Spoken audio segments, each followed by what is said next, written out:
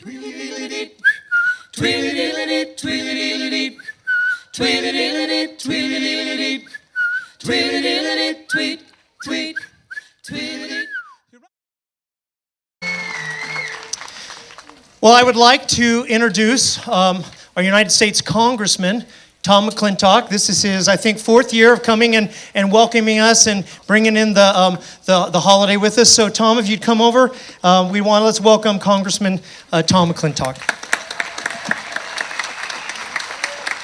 Thank you for being here.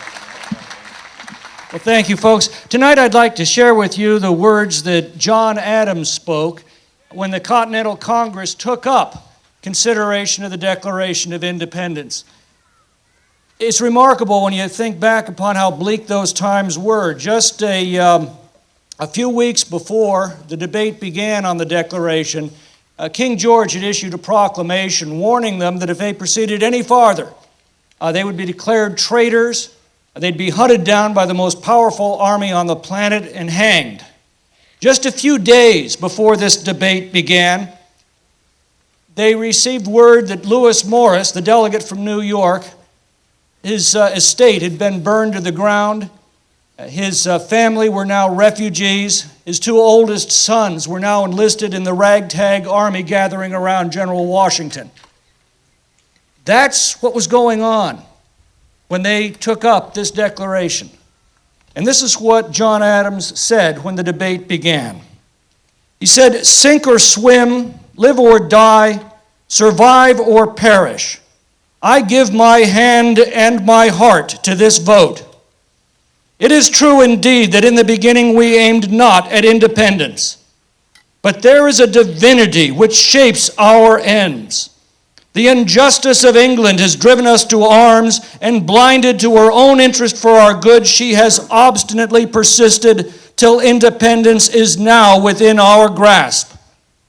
If we fail, it can be no worse for us, but we shall not fail. The cause will raise up armies. The cause will create navies. The people, if we are true to them, will carry themselves gloriously through this struggle.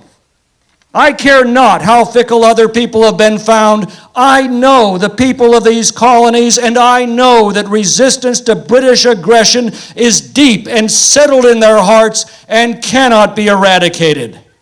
Every colony, indeed, has expressed its willingness to follow if we will but take the lead. Sir, the Declaration will inspire the people with increased courage. Read this Declaration at the head of the army.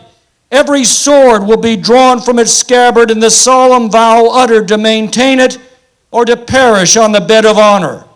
Publish it from the pulpit. Religion will approve it, and the love of religious liberty will cling round it, resolved to stand with it or to fall with it. Send it to the public halls. Proclaim it there. Let them hear it, who heard the first roar of the enemy's cannon. Let them see it, who saw their brothers and their sons fall on the field of Bunker Hill or in the streets of Lexington and Concord, and the very walls will cry out in its support. Sir, I know the uncertainty of human affairs, but I see clearly through this day's business. You and I indeed may rue it. We may not live to the time when this declaration shall be made good. We may die colonists, die slaves, die, it may be, ignominiously and on the scaffold. Be it so. If it be the pleasure of heaven that my country shall require the poor offering of my life, the victim shall be ready at the appointed hour of sacrifice, come when that hour may. But while I do live, let me have a country, or at least the hope of a country, and that a free country. But whatever may be our fate, be assured that this declaration will stand. It may cost treasure and it may cost blood, but it will stand and it will richly compensate for both. Through the thick gloom of the present, I see the brightness of the future as the sun in heaven, We shall make this a glorious day, an immortal day. When we are in our graves, our children will honor it. They will celebrate it with thanksgiving, with festivity, with bonfires and illuminations. On its annual return, they will shed tears, copious, gushing tears, not of subjugation and slavery, not of agony and distress, but of exultation, of gratitude, and of joy. Sir, before God, I believe the hour has come. My judgment approves this measure, and my whole heart is in it. All that I have, and all that I am, and all that I hope in this life, I am now ready here to stake upon it. And I leave off as I began, that live or die, survive or perish, I am for the Declaration. It is my living sentiment, and by the blessing of Almighty God, it shall be my dying sentiment, independence now and independence forever.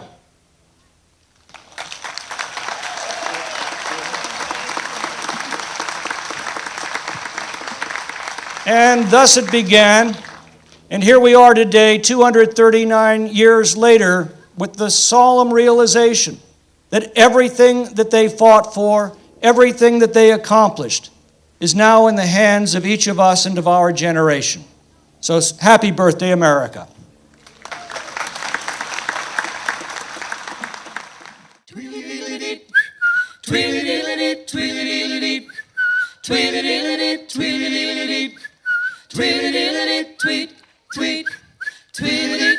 He rocks in the treetop all the day long, hopping and a bobbing, just singing their song. All the other birdies on Jaybird Street love to hear the robber go tweet, tweet, tweet, rockin' robin, tweet, tweet, tweet, rockin' robin, tweet, tweet. Go rockin' robin, 'cause I'm really gonna rock it tonight.